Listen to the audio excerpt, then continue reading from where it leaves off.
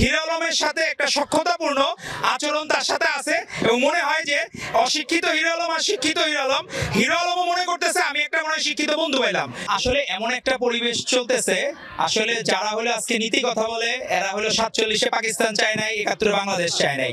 তো এদের কাছ থেকে যখন নীতি কথা শুনতে হয় তখন জাতির জন্য লজ্জার এবং বিব্রতকর। আজকে দেখেন নারীরা যেখানে সামনে এগিয়ে যাবে তারা নারীদের কর্মক্ষমতা কমানোর চেষ্টা করতেছে যাতে তাদেরকে পরবর্তীতে বিভিন্ন জায়গা থেকে আপনি বোন এক নারী সাংবাদিক আপনার যদি কর্মক্ষমতা কমায় দেয় আপনাকে পরবর্তী বলে তোমার আসার দরকার নাই, অফিস আসার দরকার নাই, তুমি বাসায় থাকো। ওরা যে পলিসি নিয়েছে নারী বিবর্জিত পলিসি। অপরদিকে দেখেন আমাদের ভারপ্রাপ্ত চেয়ারম্যান জনাব তারেক রহমান প্রত্যেকটি নারীর নিরাপদ কর্মস্থল নিশ্চিত করার জন্য ডে কেয়ার সেন্টারের প্রস্তাব দিয়েছেন এবং প্রত্যেকটা জায়গায় বিশ্ববিদ্যালয় থেকে শুরু করে অফিসে ডে কেয়ার সেন্টার বাধ্যতামূলকভাবে উনি চাচ্ছেন। এবং উনি কেন চাচ্ছেন? যাতে নারীরা সামনে এগিয়ে আসতে পারে। নারীরা কোনোদিন কি সিইও হওয়ার স্বপ্ন দেখবে না? নারীরা মন্ত্রী হওয়ার স্বপ্ন দেখবে না? এমপি হওয়ার স্বপ্ন দেখবে না? তারা অবশ্যই স্বপ্ন দেখবে।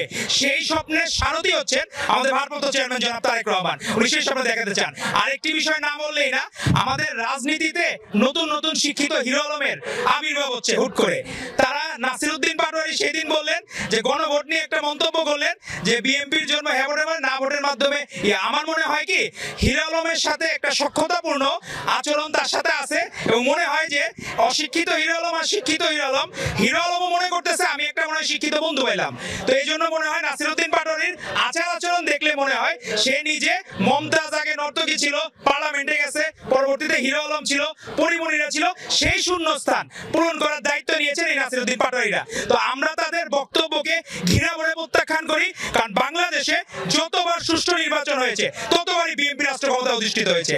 এবং আজকে এই কুষ্টিয়ার মিরপুর উপজেলা থেকে আমরা বলতে চাই সারা বাংলাদেশে যত ভালো উদ্যোগ হচ্ছে, ছাত্র দলের ব্যাপারে প্রত্যেক ক্যাম্পাসে আমি আমাদের ভাই বোনদের প্রশ্ন করেছিলাম তারা কি কোনো অন্যায় দেখেছে কিনা, ছাত্র দলের কোনো নেতৃবৃন্দ তাকে হ্যারাস করে গেছে কিনা। তারা বলেছে ন্যূনতম 5ই আগস্টের পরে ছাত্র দলের একজন ভাই একজন বোন তাদেরকে হ্যারাস করে নাই। তো এইটাই আমাদের প্রাপ্তি। ছাত্র দল ভারপ্রাপ্ত চেয়ারম্যান জনাব তারেক রহমানের দিক নির্দেশনা অনুযায়ী সারা বাংলাদেশের মানুষের হৃদয় জয় করবে এবং সাধারণ শিক্ষার্থীদের মন জয় করে আগামী নির্বাচনে বিএনপিকে রাষ্ট্র ক্ষমতায় আসার জন্য সর্বোচ্চ চেষ্টা করে যাবে এবং আগামী প্রধানমন্ত্রী হবেন আমাদের ভারপ্রাপ্ত চেয়ারম্যান জনাব তারেক রহমান। সংশয়টা হচ্ছে কি যাদের ভোট ব্যাংক নাই, ওই যে একটা প্রবাদ আছে না যে খালি কলসি বাজে বেশি, ভরা কলসি বাজে না, রূপ নাই তার সাজন বেশি, রূপের মাইয়া সাজে না।